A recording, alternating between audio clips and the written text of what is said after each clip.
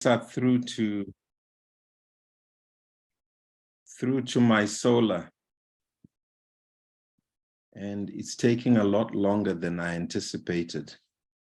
But suffice to say that it's my absolute pleasure to be here this morning. I know that where you are is in the evening. I also have kept in touch with Oliver with regards to the things that we can actually get going together. And I'm absolutely delighted to make the acquaintance with this community that is out there. And just bear with me a few more minutes. I believe that if I shut down a lot of the stuff that I had up, I'm just clearing myself. Oliver, just play that advert again, if you may, and then I can get started. So over to you, Oliver. Just give me a few minutes.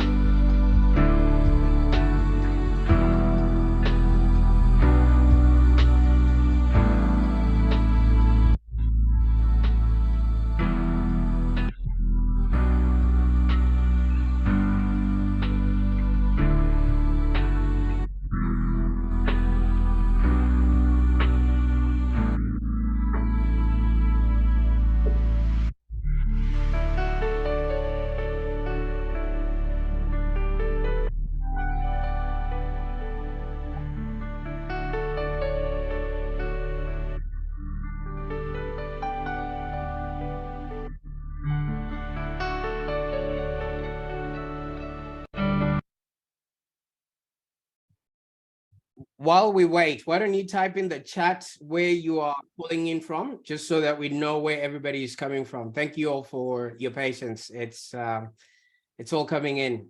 Good things come to those that wait. Thank you.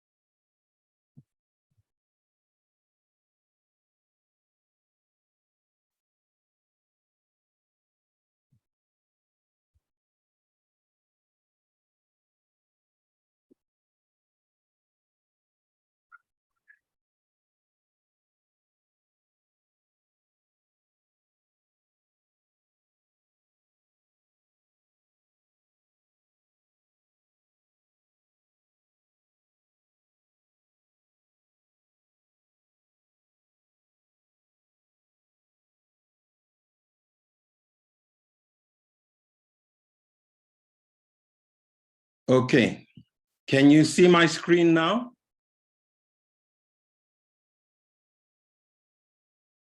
Yes, I can see it. Yes, you can. Okay. Which slide is on? If I move my deck, can you see the slide? Yes, please.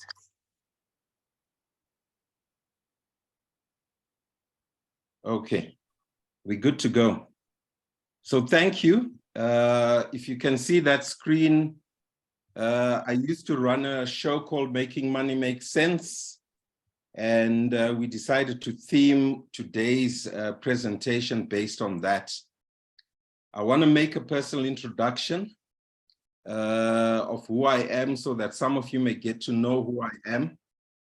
We're going to talk of business offers, the partnership that I have with Oliver in trying to get the diaspora community involved trying to get you to move to your next level from a personal standpoint, to invest in yourself, and then to look at a couple of opportunities in Zimbabwe, and then consider a way forward with regards to yourselves. Oliver, and I'm wondering whether you can mute the continuous beeps that we are getting. If you can mute all other speakers, is that possible? Okay. Right. Yes, we'll work on it, yeah. And just letting you know, Nigel, we actually got a few people, full community from across Africa, Nigeria, Botswana, Liberia. So we are represented multiculturally here. Okay, that's excellent.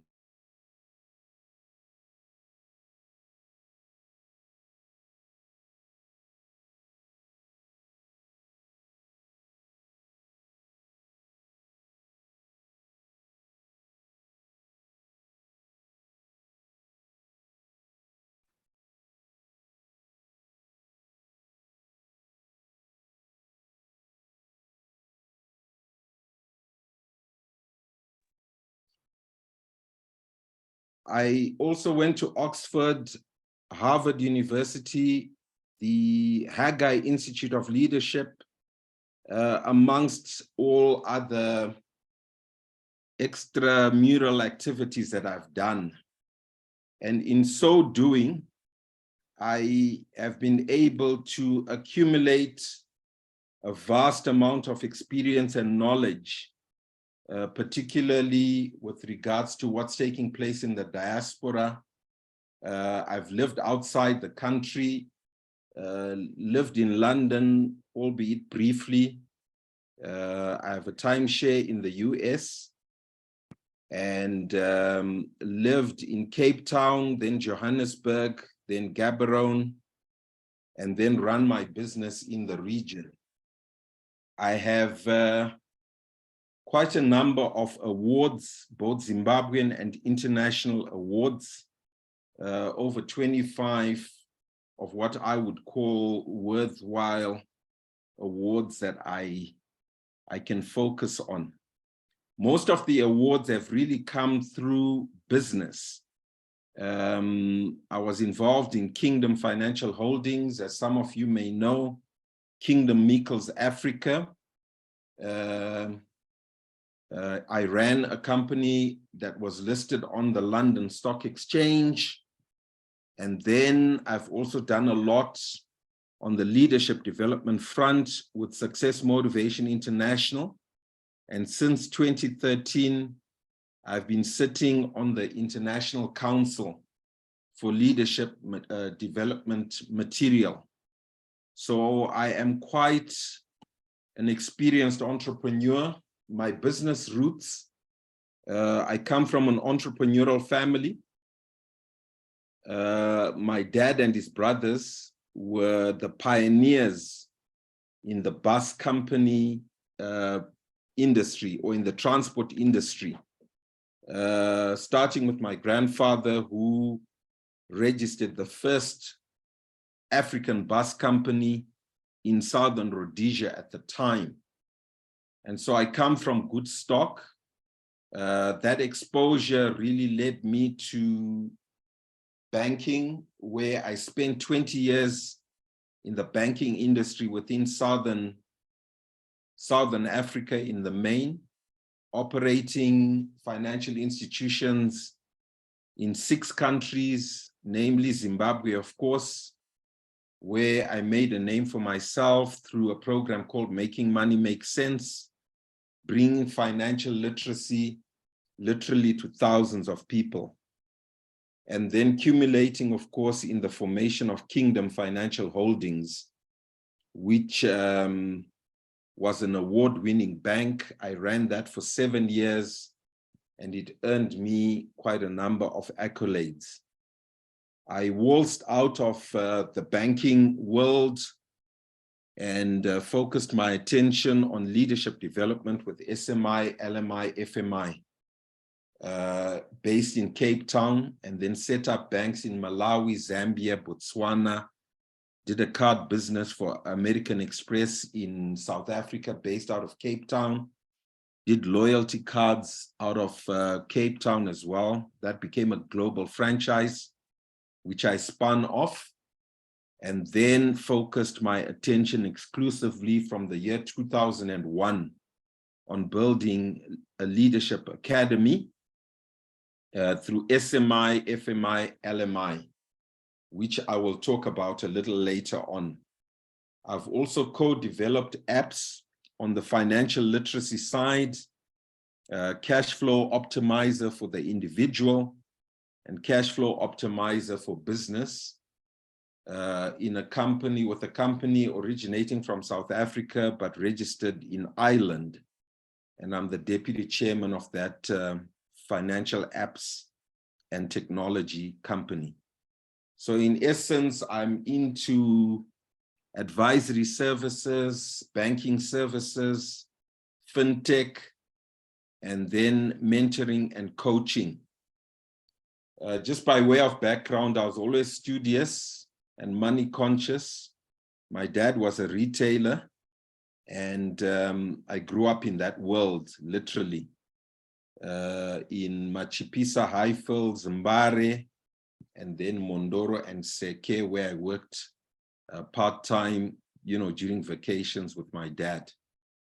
I was always competitive, right from university, very athletic, and then also keen for community projects and awards, have come through. I've also had a lot of personal challenges, which positions me quite well to be a coach and mentor. I was arrested twice in Zimbabwe in 2000 on trumped-up charges, which fell to naught. As a result, I left Zim in 2001 for the US and UK, and was in exile for about 6 years, mainly in South Africa and in the region.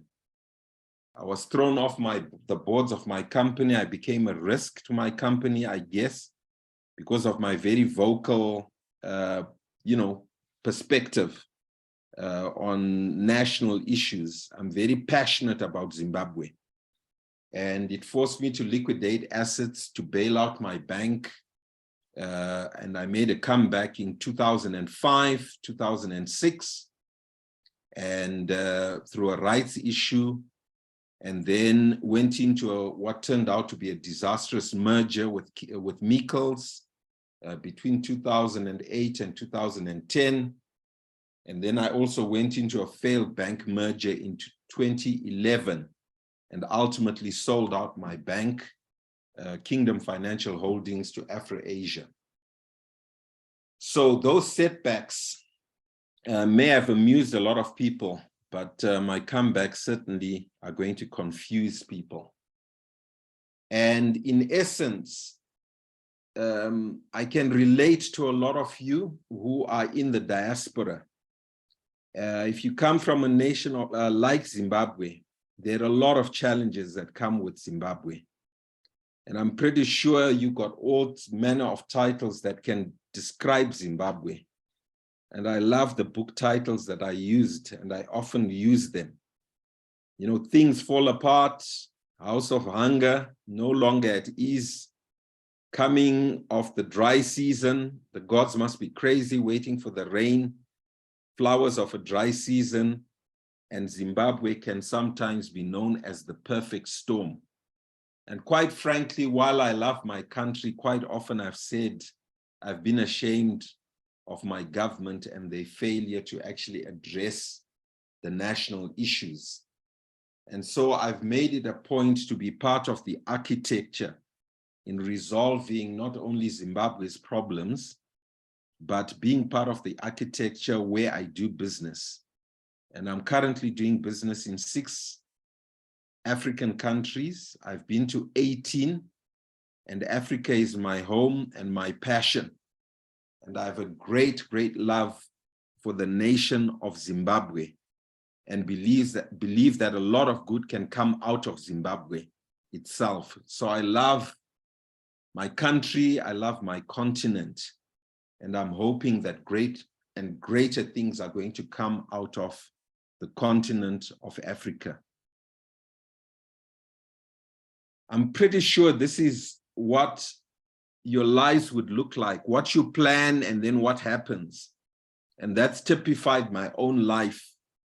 And I always want to use that to mentor, coach, inspire, influence others so that they can realize their God-given potential despite the odds of maybe saying you come out of a nation like Zimbabwe. And a lot of people would say, what good can come out of Zimbabwe? And my hope is that the last nation, when our nation is stacked alphabetically, if you stack all nations, I think Zimbabwe is last on that list. If you look at the macroeconomic aggregates, which I'm in touch with quite often, guess what? Our nation has hyperinflated more than any other in peacetime and reached levels of hyperinflation of an extraordinary amount. And I think that experience should harden us as Zimbabweans and teach us to reconstruct our country and help other countries that are struggling.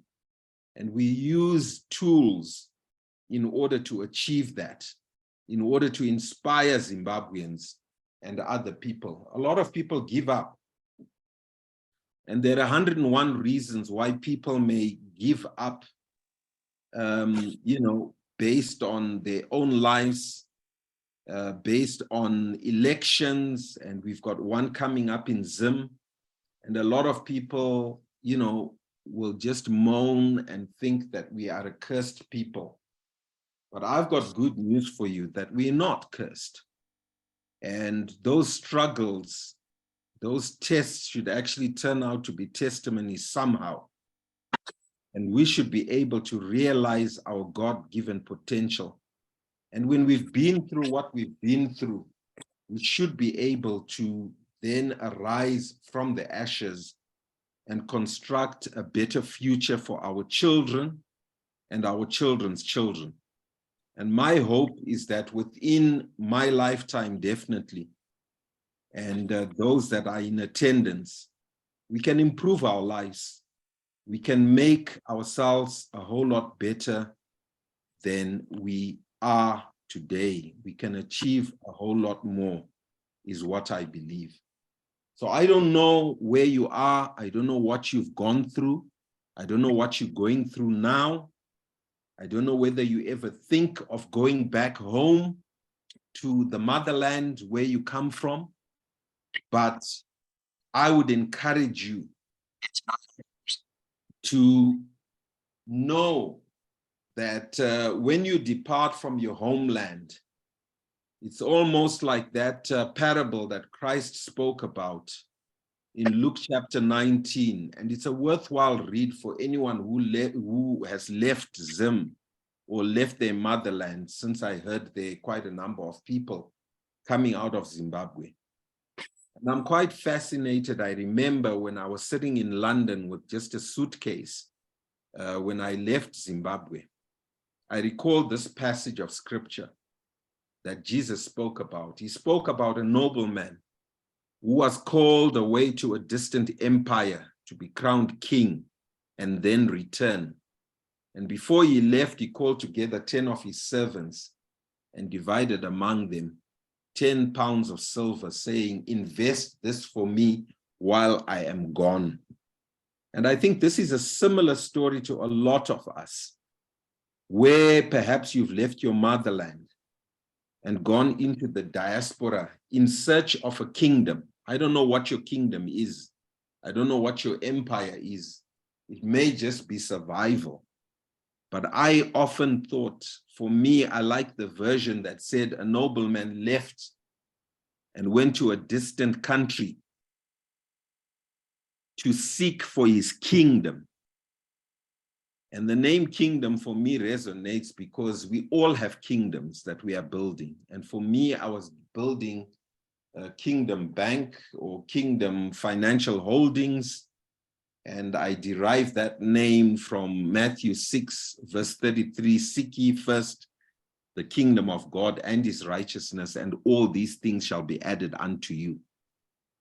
And my quest, I remember in starting out, was seeking all these other things to be added unto me.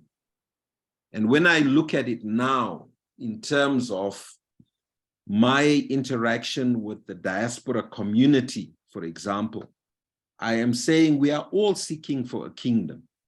There is that something that we are seeking, and normally it's survival, it's success, it's significance that we want in our own lives, so that we can realize our God-given potential, and that we can leave legacies for our children and our children's children.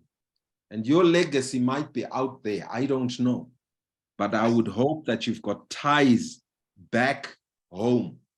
And this is what happened to me while I was in the US, while I was, you know, a nomad within Southern Africa, moving from city to city, the capitals of Southern Africa, trying to build businesses. I always got pulled back home and thought that I'm building a legacy for my children and my children's children, and largely back home in Zimbabwe. Traveling and being in the diaspora exposes you to a lot of ideas, a lot of processes, a lot of networks. And if you look at it, you know, many of us are still fascinated by the billionaires that we come across in the lands where we may be.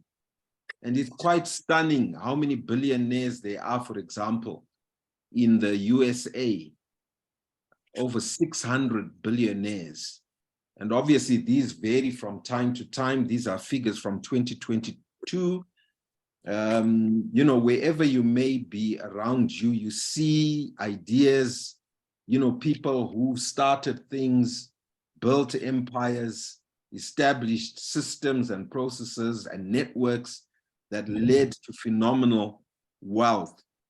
And the mistake we often make as Africans is we don't realize that those exposures should really generate a yearning for us to develop our countries and continents of origin.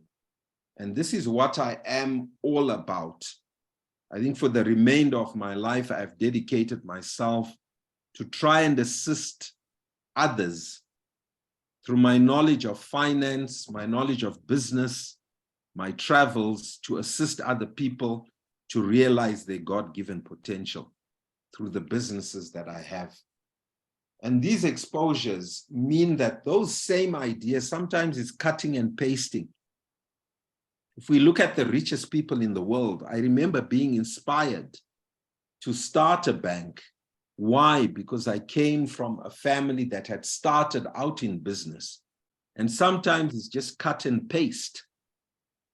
And sometimes it's, you know, attempting an idea that you think could work back home. And these exposures, I always say to my African brothers and sisters, don't take it for granted that you are out there. Bring those networks home and make them work for you. Bring them onto the continent if home isn't attractive to you and is deemed too volatile. Do something with your skills. And that doesn't mean necessarily that we are all going to be entrepreneurs. Some of us, as we know, are going to be managers, but we want to be good ones at that. Some of us are thinking retirement, and we want to retire and go back home. But what comes to mind is, in essence, at the core, most of us as Africans are what we call multi-potentialites. In other words, we are people with many interests and with creative pursuits that we want to undertake. And sometimes these undertakings are not for yourself, but they are for your brothers and sisters who are back home, or your children who are back home. And if you are one, you need some sort of superpowers where you can synthesize ideas, where this world now calls for rapid learning and starting out your ideas and testing your ideas, and become less afraid of testing new things and becoming adaptable to the world and what it offers, together with the challenges that are there. So it's required of us that we become and develop to be what we call multi-potentialites. And I would like to think that I'm one. But at the center of everything, there must be that one thing that you dream about, that one thing that you want to accomplish.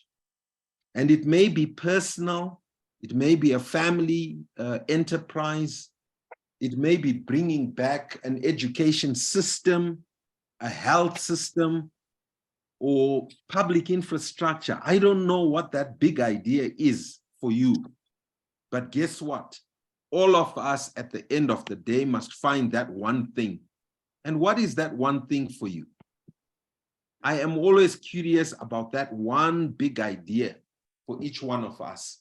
And if we can find it, that sweet spot, then we can really, truly become all that God created us to be. And this is what I urge. And sometimes we don't have the skills to accomplish that. But I've had one secret, that I keep my imagination alive. I keep my imagination alive for what could be in Zimbabwe, what could become of Zimbabwe. So I'm not as selfish as to think of my own self and my family. I've begun to think beyond that. And if we all do that, keep our imaginations alive, God knows what we can achieve. And we can achieve that for our spouses, or spices, as I call mine. We can achieve that for our children. We can achieve great things for our communities, kumamisha kwedu, in our rural areas. Let's keep our imagination alive, in the sense that we've had a lot of exposure, we've had a lot of travel, and seen a lot, and possibly done a lot. And if you compare yourselves with people who are sitting back home, guess what? You can actually realize your worth and make a contribution to what I would call the C's of your life. And what are the C's of your life? It's your cell, the family cell. You might work through a church, the church unit, through the charities that they actually have. And I know there are a lot of people, including Oliver, bringing medical equipment, from those nations back home. And those are things that can be facilitated. And I know we are bringing container loads. We've brought over 40 containers, mainly out of the US, of second-hand equipment. So I'm, working through my church. I'm working through my community. That's the third C. So first is your cell, your family cell, or your friend's cell. Second would be possibly your church. Third could be the community you come from. Fourth could be your city. How about just keeping your imagination alive for what you could do for your city? And then your country. And of course, our beloved continent. So those are the C's that I say, let's keep our imaginations alive when we are out there. And we've got to stop a number of things. We've got to stop making excuses. We've got to stop the self-doubt. We've got to stop the fear of failure. We've got to stop the procrastination. Quite often when I've been in the diaspora, even as I've traveled over the decades, people procrastinate, making investments that begin with investing in yourself, investing in your skill set, investing in your company, that dream company, or investing in your country. And people, therefore, are focused on pleasing others and not actually realizing their God-given potential. So there's fear of success, there is negativity that prevails. And there's a judgment of others. All sorts of negativities that are there. And so today, I would hope it's the beginning of the rest of your life, in the sense that you want to now focus on things that you can control, your own thoughts, your words, your actions, your behaviors, and your feelings. And maybe we can't control how the nation is run. Maybe we can't, control how an election is run. And I'm speaking to my brothers largely from Zimbabwe. And people ask, is there any point in voting? Yes, there is. Make it a point to make a contribution in whatever small way you can. But bear in mind that an election is just but an event. And that event is a critical one because it determines people's lives. It determines people's destinies. And I know many an election has sent people scuttling away and out of the country. But guess what? We are still Zimbabweans. We are still Africans, despite the chaos that is within our countries. And what is required is that we all individually make a contribution and use people power and start controlling things that we can control, such as our own incomes and our own businesses, so that we grow. So I'm urging you to move out of your comfort zone.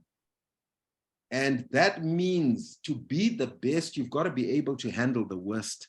And I'm sure a lot of you have been through a lot of difficulties, because moving into the diaspora, some are blessed with an easy landing, for others it's hell of a tough. And so we move out of our comfort zones, and we got to move into the growth zone, where we set new goals, where we begin to conquer personal objectives, where we begin to find purpose for our lives, and then to live out our dreams. So we've really got to make a change. And I am looking for a lot of change to come out of the diaspora. And when I address the diaspora, I always say, you guys are playing a major, major, major role in your countries of origin. How? By financial support.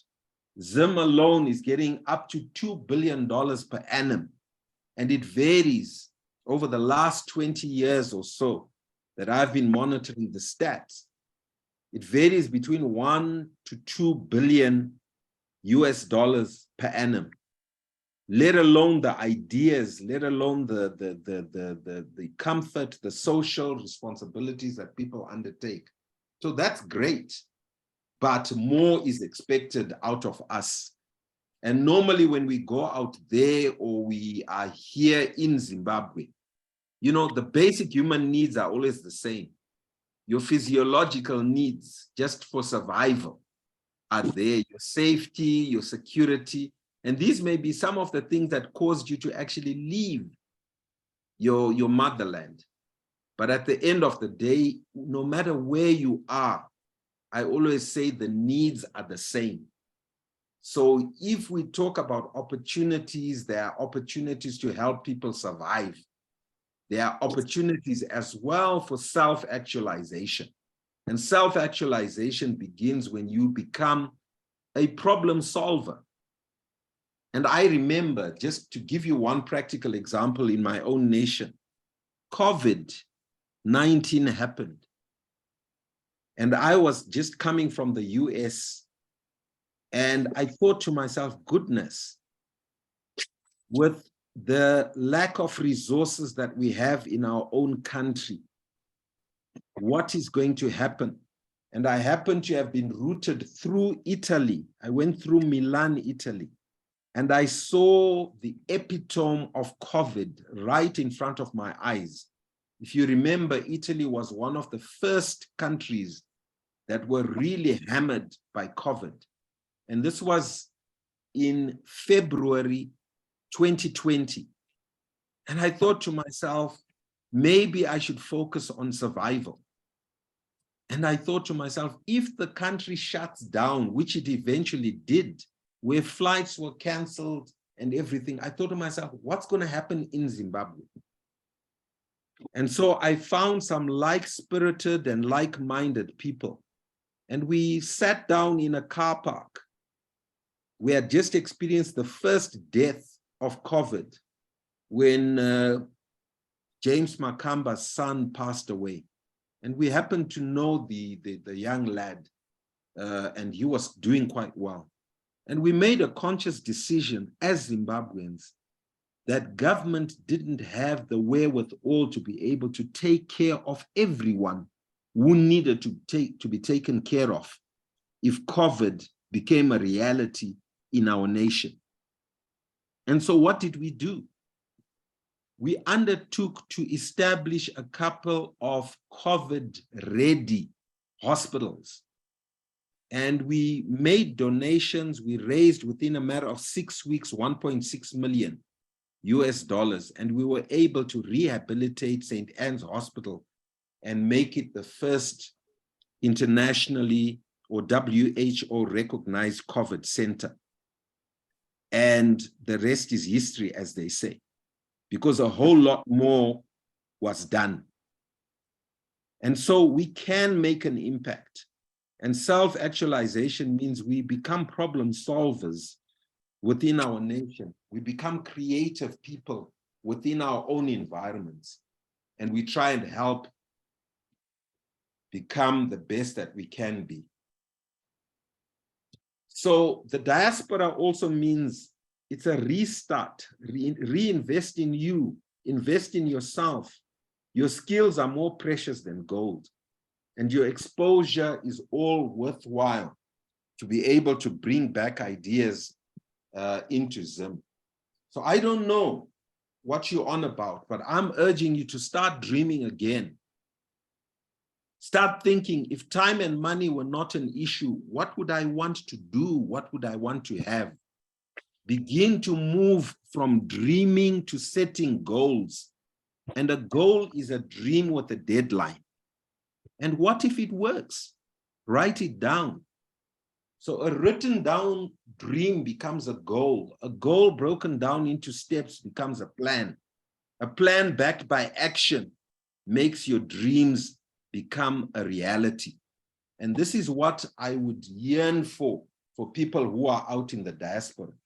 And it starts with you. You are the goose that lays the golden eggs.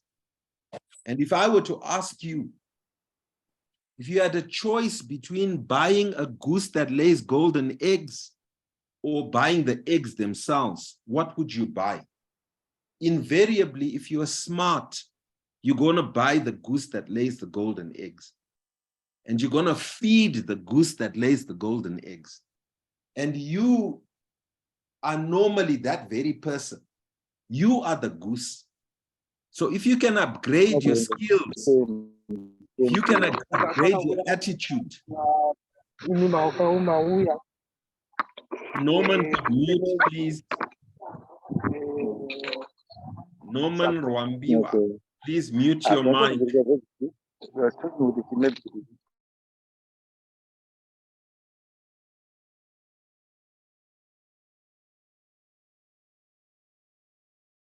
So it starts with you.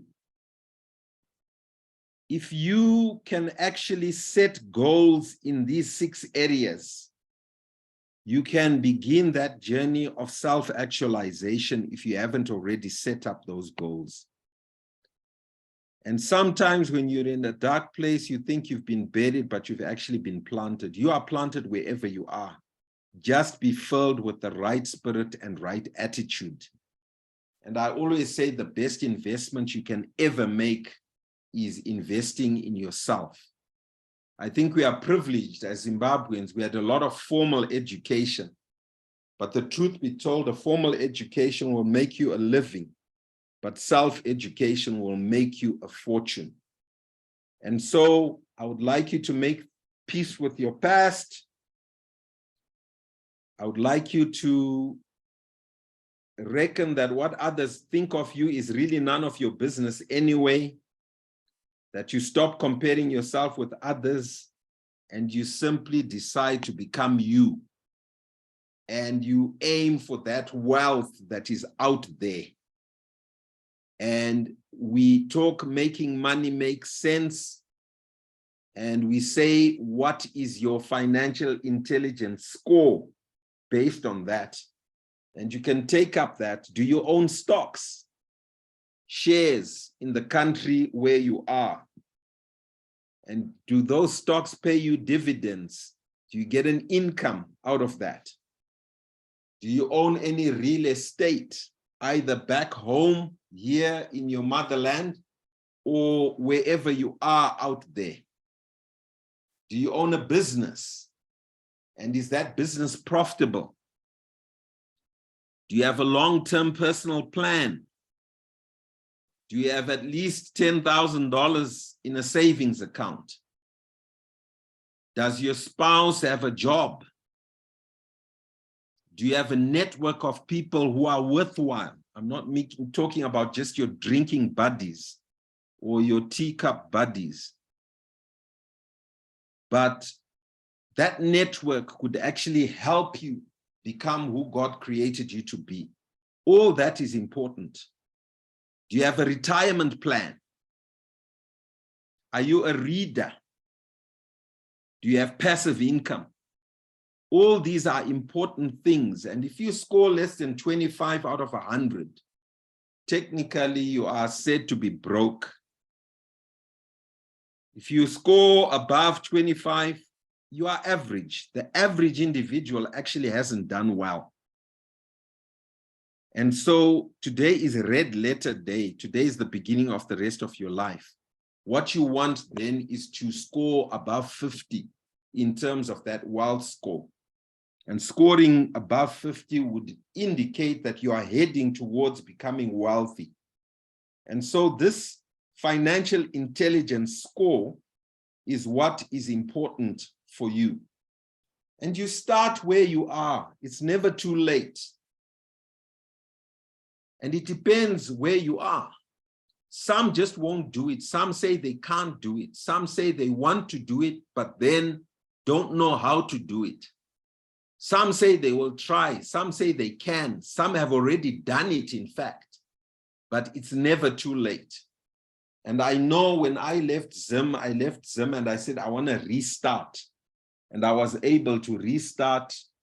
And now I have some real estate outside the country during the 6 years that I was mainly out of Zim. I left some assets. I left some stock.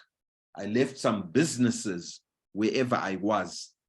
And I make sure as well that they are all in a trust.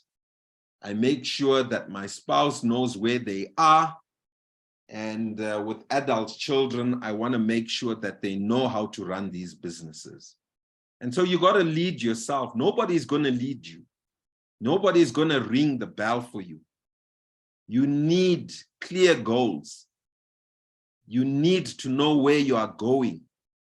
You need to have deadlines. So we are past the stage of, basic physiological needs. And we're entering into the realm where we should be getting good habits and becoming better people. And so I don't know where you are, but I have at least 42 habits that I would encourage you, to learn a new skill, read a book, exercise routinely, stop wasting time at the pub, start doing things that are worthwhile so that you commit yourself to personal growth and the growth of your family. Find your sweet spot. Quite often we are, focused on what we can be paid for. Okay, that's our profession or our vocation. But begin to open your eyes to what you are good at, what you are passionate about. Also open your eyes to what the world needs, what your community and society needs, and see how you can monetize that which you need. Also start checking out what you love. I love mentoring. I love coaching people. And so I found the sweet spot, what the Japanese call ikigai. where you are able to do what you love, what the world needs, what you get paid for, and what you are good at. If you can find that sweet spot, that ikigai, I don't know what your ikigai is, but this would be an interesting exercise to know what sort of legacy you are going to leave behind. And I've been privileged in my life to have led a life where I can now tell you my sweet spot is now influencing my world.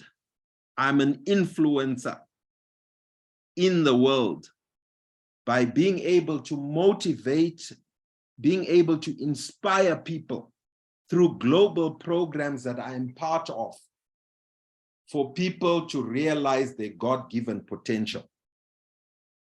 And that's my passion. And that's what I get paid. You know, even if I'm not paid, I would do it anyway, so that I become an expert, so that people would pay me for that sweet spot. So I don't know what it is for you, but it's a journey sometimes of discovery. I thought my sweet spot was being a businessman like my dad. And then my eyes were opened up to the world of investment banking. And I did investment banking for over 20 years. And then I discovered a new love, which is mentorship and coaching. And for the remainder of my life, I will mentor people within my profession of investment banking and economics. And then I will coach the rest of the world of different professions on how to live their best lives and realize their God-given potential. And in doing so, I realized that Africa is too rich to be poor. Zimbabwe is too rich to be poor. If you look at the size and scale of our continent, and you know, when I compare other nations to us, I say Zimbabwe is not the poorest of nations, because a lot of good is going to come out of this nation. And I am part of that architecture through my financial literacy apps, through my coaching and mentoring of people, so that I can change the world. And that means I must have an investment goal. I must understand what financial success means. And what is financial success or financial independence? Financial success is the ability to live for the remainder of your life without outside help, working if you choose, but doing so only if you so desire. It is the ability to have the things you want and need despite any occurrence other than the most catastrophic of outside circumstances. I'm sure we saw what COVID did. It ravished nations. It didn't care where you are. And so if you were ill-prepared and ill-equipped, you may have found yourself jobless, or you may have found yourself with yourself earning less than normal. And so it talks to the fact that we've got to make investments in ourselves, and then investment in others, and then investments in businesses. And we've got to also be, you know, drivers of wealth. And here I also mean intergenerational wealth. We've got to have financial goals in terms of our income, our earnings, our savings, our investments, our own business goals, our retirement goals, and our inheritance goals. And we should be able to say and leave such a legacy that we weren't here on earth just to suck air, but we were here to make a difference, so that we leave an inheritance, a legacy. And so we should ask ourselves, what legacy are you leaving? And those legacies are within ourselves, our family units. Those legacies are within your churches, within your communities, on your street. Is your street, is your village a whole lot better because you arrived? I know in my village, There are boreholes. I know in my village, Kwaseke, I put electricity there. I know in my village, I am building a church there. I know in my village, I'm building a business school there. I know in my village, I am coaching and mentoring kids so that they grow up to be multi-potentialites. I know that I am leaving a legacy in my city by helping city of Harare with their challenges in terms of fundraising and improving the road network. I know that my goals include helping my country to become a better place as the president of the Zimbabwe Economic Society. So indeed, we can be multi-potentialites. In our small way, we can contribute and leave a legacy. We want legacy builders, particularly from the diaspora, because you have been exposed to how things work compared to our motherlands.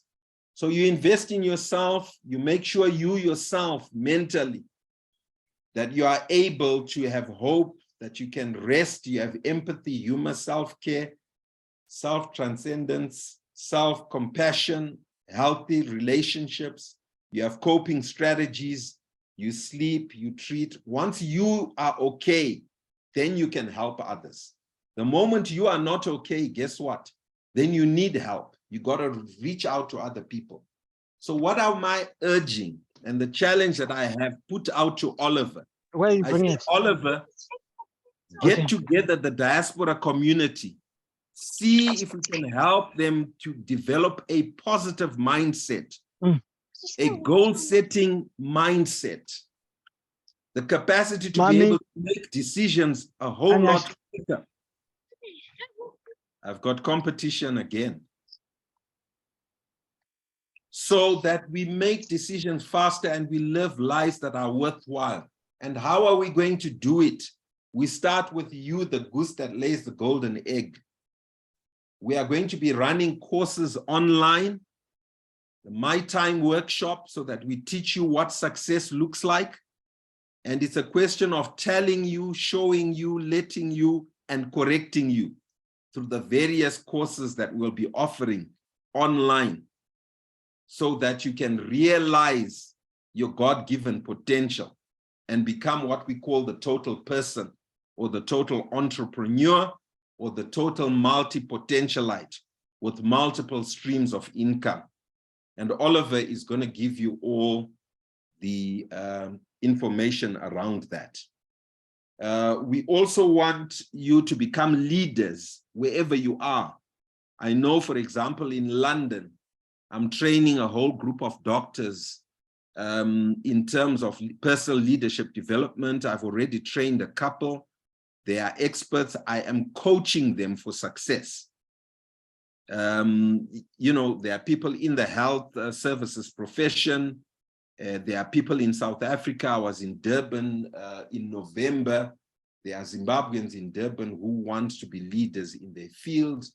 There are engineers there, and we've got a whole host of courses, you know, to take them through and walk them through their business projects, and we will be able to do that.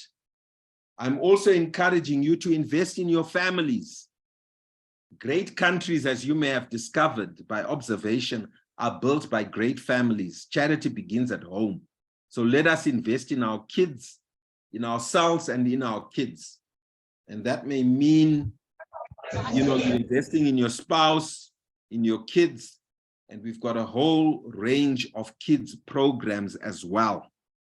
And, you know, a lot of kids are growing up to be delinquents. I remember when I moved to Cape Town, I was very concerned about how the community and society would impact my kids. And because I was on the road a lot of the time, I also thought that I must give them a solid grounding. Apart from family values, I've got to input and coach my own kids. And I thought to myself, I can't be coaching other people. I've coached over 2,000 people individually. And my organization, SMI Africa, has coached and mentored over 8,000 people within sub-Saharan Africa. And I felt I also had to invest in my own kids, and I took them through those programs. So those programs are also available, and Oliver will give you the brochure. The kids programs are there, and we can talk about that. What does that mean? We want to create good leaders. My Leadership Institute, in terms of coaching and mentoring, we have a leadership deficit in Zimbabwe at a corporate level and at a national level. And I'm hoping to introduce these programs in Parliament. The new parliamentarians that are coming in, we want them to understand what ethical good leadership means, and we want to expose them. I would like to organize exposure visits by our ministers to the various countries so that they can interact with you who are in the diaspora, where you can show them governments, local governments, companies that work, so that we take advantage of that diaspora dividend that is there. And so we want to make Zimbabwe great. We want to improve the governance in terms of our nation. I'm sick and tired of being sick and tired. And I've decided I'm going to do something. And we created an organization called Network 58, which is going to focus on good governance. I also want to encourage Zimbabweans to invest in Zimbabwe, invest in the nation of Zimbabwe. And through the different provinces, we've got different minerals.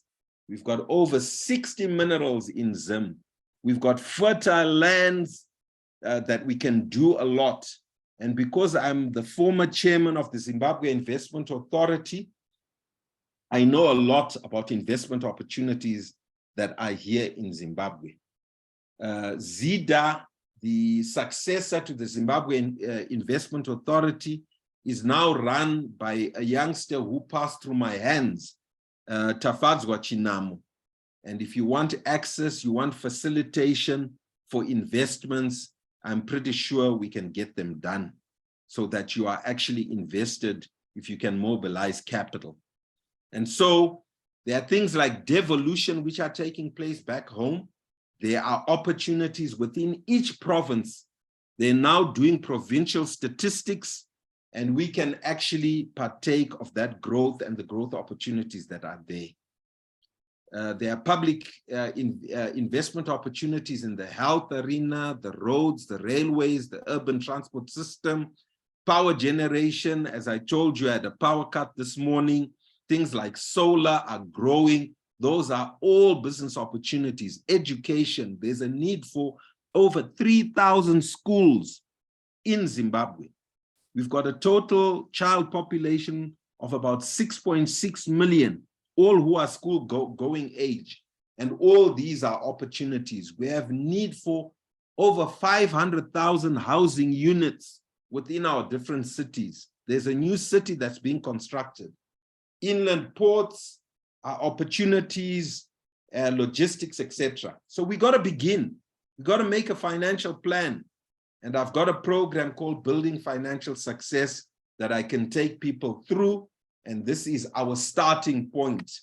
We can take a class of 30 at a time online, and we will be beginning that particular program with Oliver. So get a hold of Oliver, and we start there at the beginning. Let me thank you and pause right there and stop sharing my screen, and we can have an interactive session. I hope this all made sense. Thank you very much. Thank you. Yeah, thank you very much, Mr. Nigel Chanakira, for that very profound, detailed presentation.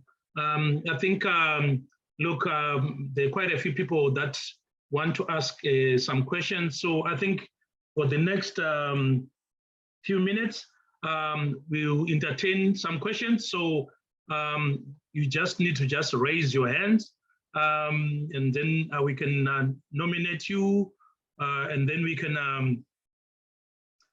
can then ask your question. And Prosper, you're going to be helping with, seeing who's who would like to ask the questions. Or even put the questions in the chat box. And also, we've been recording this presentation.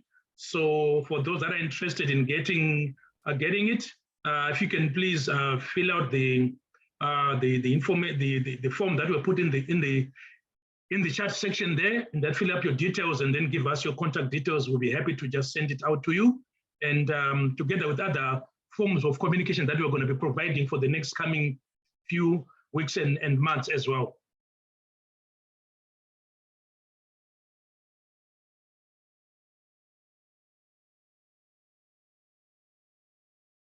So do we have anybody who would like to ask a question?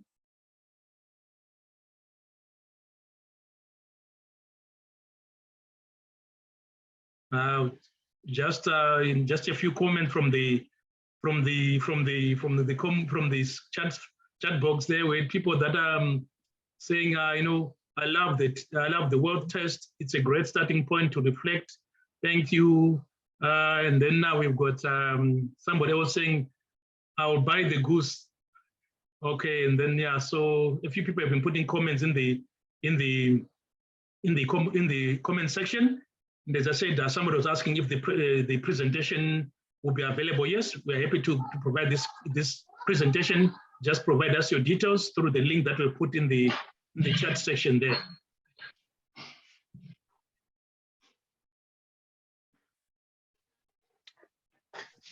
I didn't know Gideon in the diaspora was so quiet. I think there's Gideon who's got his hand up. Yeah. I'm going to switch, Oliver, I'm going to switch devices. My batteries run flat now with no Zesa. So okay. I'm going to move to another device. But meanwhile, let's start with the Q&A. I think Gideon had had his hand up. Yeah. So firstly, I'd like to thank you for this eye-opener. Usually we are caught in our silos and little boxes and getting things done. So this is a very good way to reflect and bring back that passion again. Just wanted to ask, from a course perspective, I see you mentioned a whole range of courses, but do you have a bit of, for example, if you want to take this path, then this, like the progression that you need? Because if I look at all that, I don't know where to begin. So do you have something that is broken down to say maybe how to become an entrepreneur is one building block, or how to run a business in Zimbabwe, or how to do all that? So is it able to be dissected and broken down at least, so that it's not just a vast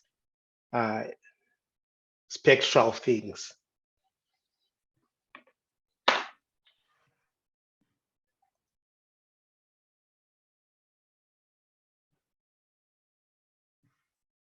Did you hear that, Mr. Chanakira? I got it. I'm in the middle of trying to switch devices because I got a power problem. Okay. Yeah. So yes, we can break it down. And there is in the brochure that Oliver is going to avail to you. Remember, I had that runway of, where to start. And normally we start with a workshop on time management and personal mastery. And you will have seen that at the bottom of all the presentations, all the modules that I did for adults, we start with time management. So that's the critical starting point, so that we know who you are. We determine what your personal goals are. We look at your, what is it that you're doing? So I normally run a 4-hour workshop for individuals. And then we have some homework that you go and do. And then we meet again after for another 2-hour session. So that's where we start. Then I've got to look at your skills, your exposure. What is it that you've done? And where are you? Where do you want to get to? And then I would normally then recommend a particular program that you can go through. So that's how we normally conduct these things. If I'm going to be your coach, I've got to know who you are, what your interests and passions are. I'll ask a series of questions. And as we work through the workshop, you know, we get there. I've got 6 professionals that I work with, depending on the numbers. You know, they can coach, they're trained, certified coaches. And I'm hoping that I'm going to train Oliver to become one of these certified coaches as well. I hope that helps, Gideon. Yeah, that does. Okay, thank you. Okay, thank you very much, Mr. Chanakira. We're going to, I think we've got, I'll just say in that order, in the order of questions. So we've got Mr. Paul Mutsai, then after that we have Godfrey Matanda, and then you go to Tendai Mbirimi. If you can ask the questions in that order. Thank you very much, Oliver, and thank you very much to our brother Nigel for sharing his heart and his passion with us. I'm based in the United Kingdom, and I was saying it would be good for us to have a presentation like this. And I think we can open it up to more people so that more of us can benefit. So I'll be in touch, I think, with, you know, a request and trying to see when in your calendar you could possibly make a similar presentation this end. And then the second part of my contribution is normally, sometimes as a nation, our nation suffers because sometimes we are not playing to the strengths of our, you know, of our population or of our membership. And sometimes there are very gifted people who are normally just by the sidelines in the terraces when they ought to be on the field. If you thought about how you can more proactively engage with nation building by being part of the governance architecture in a party of your choice. And also the other thing is, you know, there is need for building consensus, finding common ground as a people. Would you like to give your thoughts about how that national consensus can be built? Thank you. Okay, what's the name of the gentleman? It's Dr. Paul Matsai. I'm the Chief Executive Officer of the Zimbabwe Diaspora Nation Building Initiative, a global Zimbabwean diaspora organization, which is trying to coalesce the diaspora voice and assist in nation building. Doc, thank you so much. The voice sounded familiar. You're doing great work out there. And I think it's horses for courses. You know, on my part, I'm 56 years old. I'm a retired banker. My skill set is for business. I can help, and I have helped by creating the architecture around the creation of ZIDA.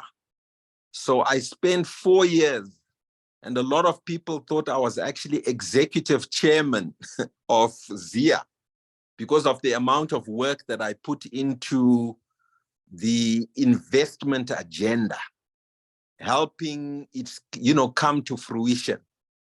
So I believe I am well positioned to be an advisor.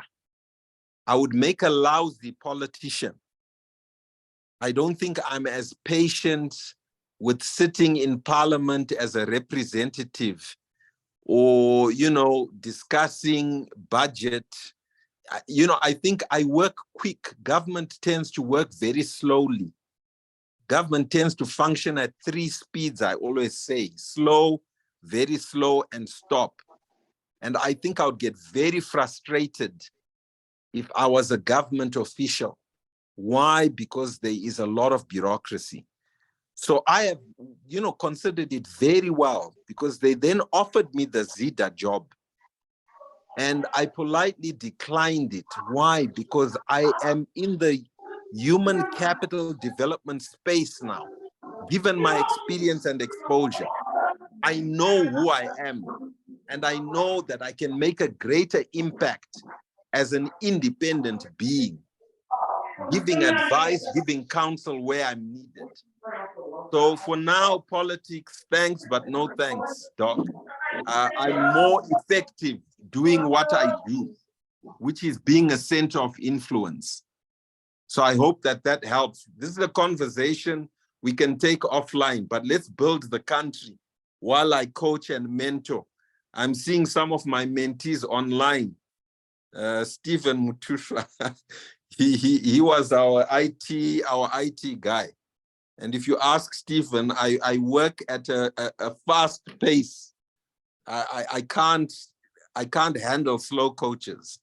So I'd rather be a multi-potentialite rather than being focused in a government office. I think it would be a waste. Thank you. Going to Godfrey. Yeah, thank you. Thank you, Mr. Chanakira. My name is Godfrey Matanda. I'm in Sydney. My question, it's more of a comment, really, that we know that people in the diaspora, there are a number of us with skills and a number of us with access to networks or capital. And on the other side, in Zimbabwe, there are opportunities. There are entrepreneurs who have tried their businesses and they are looking around for funds to scale up, for example. Mm-hmm. How can we mobilize our funds or access to funds and skills and knowledge and partner up, identify those companies and businesses in Zimbabwe or Africa that have actually proven the concept that they can do it, they've been doing it, but they want to scale up. They have de-risked it.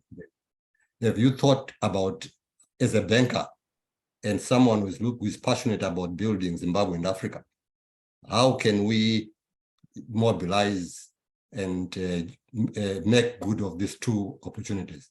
Thank you. Okay, so thank you. I think it's a good idea. I like the fact that you've organized yourselves, and Dr. Paul has that organization, which now we must leverage. Because if you look at what you can do, you can, for example, create a diaspora fund, and Dr. Paul can elaborate on that. There's been talk around a diaspora fund. So that diaspora fund could well be the vehicle that can invest in particular sectors. So I know I never introduced, I just perfected unit trusts. So we can create some sort of unit trust structure that can then invest in particular businesses with common ownership, board representation, etc. We can start even with small companies where partnerships are drawn up. And this is something I feel, Doc Paul, Matai, what we can do is talk to Tafadzwa. Tafadzwa is actually an expert in unit trusts, and we can set it up quite easily. That is as easy as it comes. We can create companies, list them on the Zimbabwe Stock Exchange, so that there is transparency, good governance. We can also now list new companies on the Victoria Falls Stock Exchange as well. So all that is possible. Where there's a will, there's a way, and it can be done. So that to me is very, just organize yourselves, have the funds, know where you want to direct the funds. On the local side, I can always get in touch with Tafadzwa and see what it is that we can set up. That's like taking candy off a kid for me. Next one. Oliver, I've got a class I'm running at 10:30, so I need to leave at 10:15. That's in 15 minutes time, if that's okay. Otherwise, I'll miss my class. Yeah, that'll be fine. We should have been done by then. I think the next one is Tendai Mberimi. Yeah, thanks, Oliver. My question is related to what Mr. Matanda asked and sort of linked with what Dr. Paul also mentioned. So we've come across a number of investment groups here. I'm based in Sydney. And my thought was maybe if we can tie in the mentoring course. So we have maybe a mentoring course where we're teaching people business investment, but then also we are open to do projects as part of it. So let's say it's a group of 20 that's gone through the mentoring course, and that group can also say, yeah, we want a project, we can put together some capital. And then also mentoring around, once we've set up that group, how to set up the structures, how to governance and all that. I think there's a big need for that because there's many investment groups, I can only speak for Sydney, that I've come across. And you know, we can get to the point where we raise the capital, but maybe we don't know how to organize ourselves, how to get in and out of Zim. So I think that's one need that's here in the diaspora.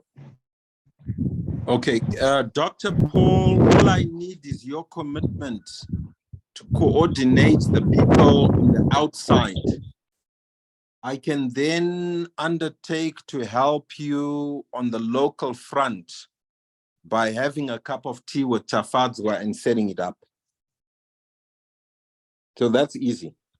Okay, thank you. I think let's go on to Kudzai. I don't know, Kudzai, and then the other one, it's, you know, there's no name there, so can't really say what it is. So, but we'll start with Kudzai and then we'll go on to a PPO. Oppo, yeah. Okay, thanks, Mr. Maboreke. Thank you, Mr. Chanakira, for your presentation, which was very enlightening. Just carrying on from the same questions that have been asked, especially about the Diaspora Fund. In your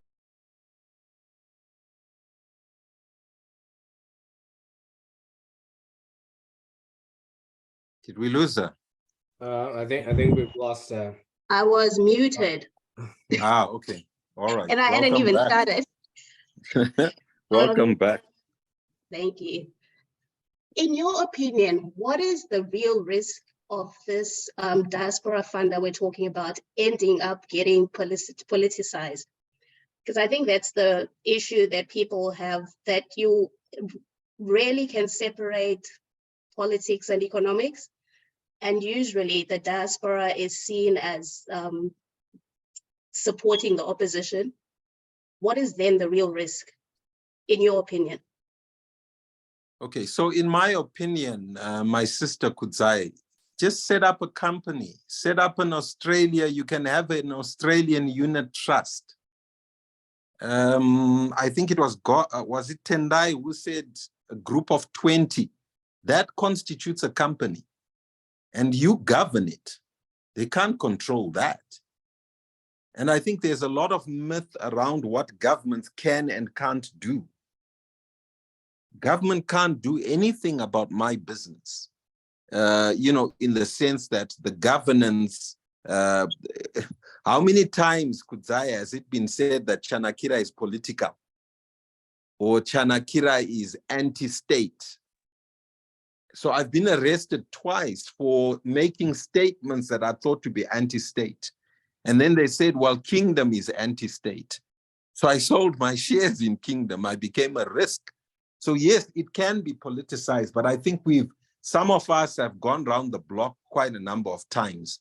And we see that there's an elegant approach that we can take that separates me from my business and my business from politics.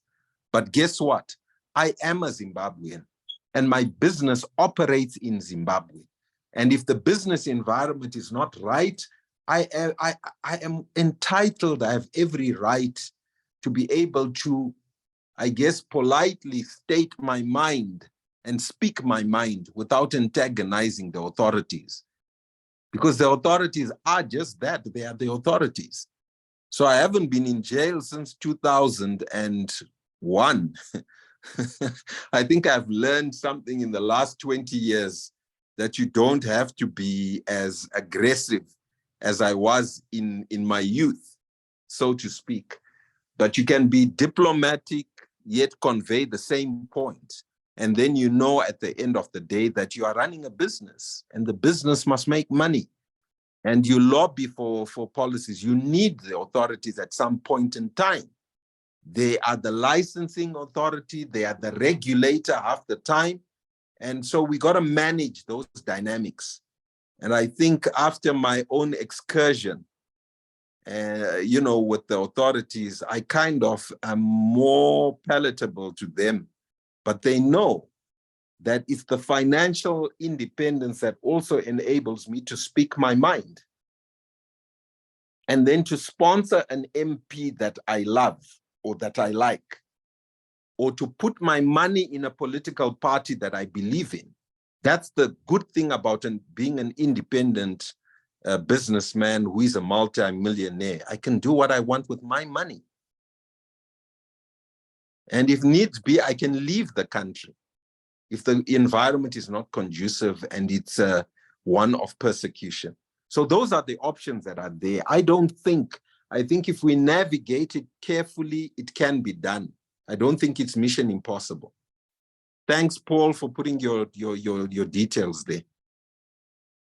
Okay, we then move on to Opo. We don't have a name there. It's me.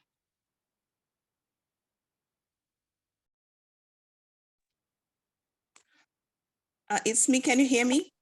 Yes, we can hear you clearly. What's your name, by the way? Sorry. My name is Penya. Okay. Penya. How are you, Uncle Nigel? I'm well, my dear. How are you? I'm good. What question do you have? My question is, you mentioned about, in your presentation about mentoring kids, knowing very well that we are raising our kids away from home. How would you navigate, and how long will the mentorship course be? And will it be individual coaching or family coaching? Okay, very good question. So on the children's programs, there are 5 programs that I showed in the slide. And since you will have the presentation recorded, you can always just take pictures once those slides appear. Yes. And you'll be able to see them. And then Oliver is going to give you, I've already sent Oliver the brochure. So if you sign in with him. So what I can do with the children's programs is your auntie, Penya, will actually be the one, together with Ponai, who are co-facilitators of the online programs. So what we do with the kids, let me just explain. We want to get a SWOT analysis from the parents, ideally the father, the mother. We want the last report from the school. Then we look and analyze what we think the needs of the kids are. We determine the age, and then we recommend a program for that child. Now, if there are other father is absent? Yeah, well, if it's an absent father, we deal with the absent father. We just deal with the mother. If the kids are orphans, we deal with them as orphans. And I deal with about 50 odd orphans here in Zim.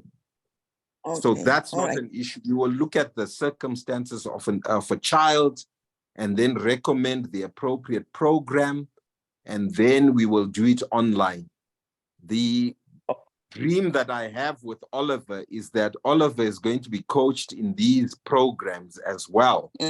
And some of you who also want to become coaches, you can also indicate that to Oliver, and then we develop Zimbabwean coaches who are in cities. You know, there's a financial benefit for them, etc., etc. So we're going to work all that out. But Oliver is your point man, and you can contact him. But you have the advantage, Penya, that you are my niece. So you have, your kids can be mentored by myself, my wife, and my son interchangeably. Thank you. All right. Thank you so much, Uncle Nigel. Thank you very much, Nigel. I think I'll just read a few questions that are in the inbox. many people are requesting for the recording and presentation. We're gonna, as I said, just put in your details on the form that we're putting in the chat line, and then we'll be able to send that information to you. And I think somebody asked about the risk of, I think you talked about that risk of doing business in Zimbabwe, considering what's happening with the banks as well. So I don't know if they can speak to that.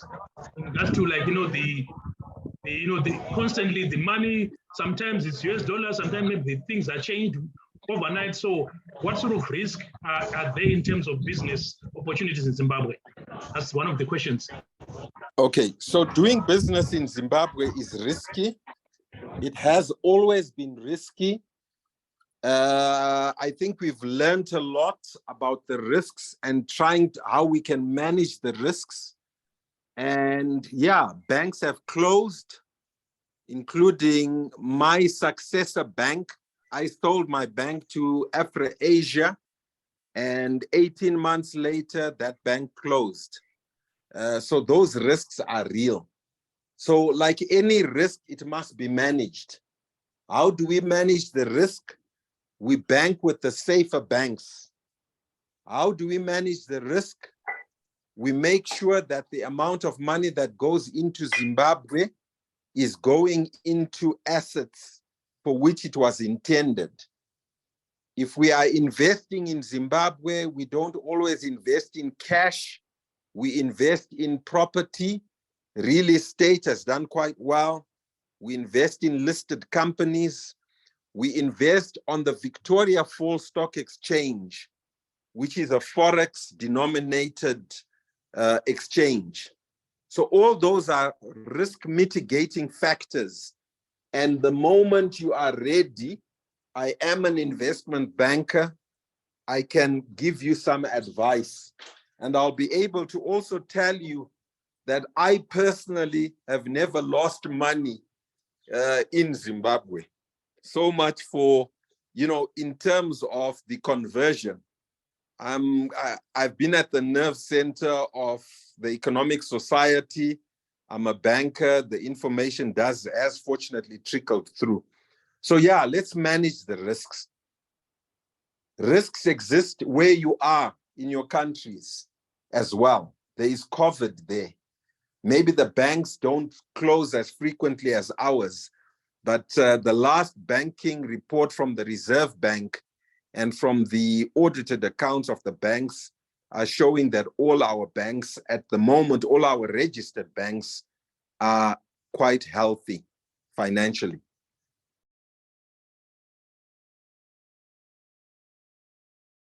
Thank you very much, Mr. Chanakira. Just being conscious of the time and that you've got a class that's coming shortly.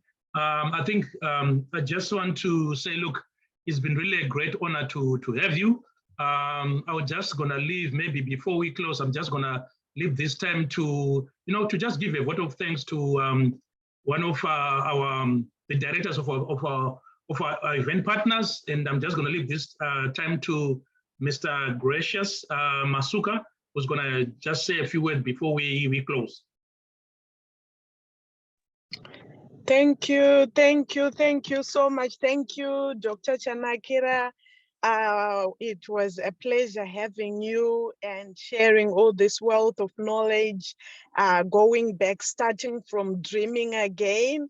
I think this is important for us as diasporians. We get caught up in a lot of things.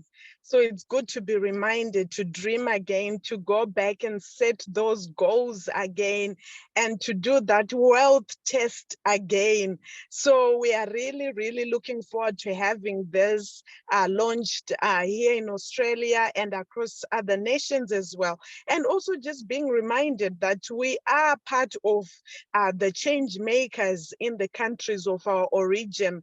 So we cannot expect change when we are not doing anything. So thank you so much for being with us and for sharing with us tonight. Thank you to Ahava Global Links and the Zim community for putting up a show. Thank you so much. We really need this for our kids, for our families, and for our future. And also thank thank you to all the event partners that have partnered with Ahava Global Links, as well as the Zim community for this event to happen. We are looking forward to more events. We are looking forward to more coaches. We are looking forward to people really taking up this program seriously, because it all starts in the mind, and we need to take action and get on with it. So thank you so much. It was a pleasure having you, Dr. Chanakira. Thank you to all the attendees for your time. I'm sure you get a copy of this slide, and feel free to reach out to Oliver and register the kids, register the young kids, because we catch them young, and register the families as well, so that you can be trained as a family. Thanks, guys, and I think that's it for tonight. Thank you.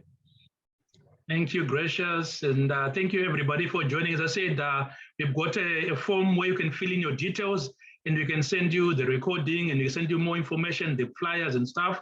So please fill in that form that's in the chat line there. And as I said, anybody who wants more information, you can reach out to me. I'll put my details on the flyer that was out in the community, and also you can also give me a call, email me. But as I said, let's make this happen, so that we can create wealth for our children and our children's children, because making money makes sense. I thank you, and have a great night.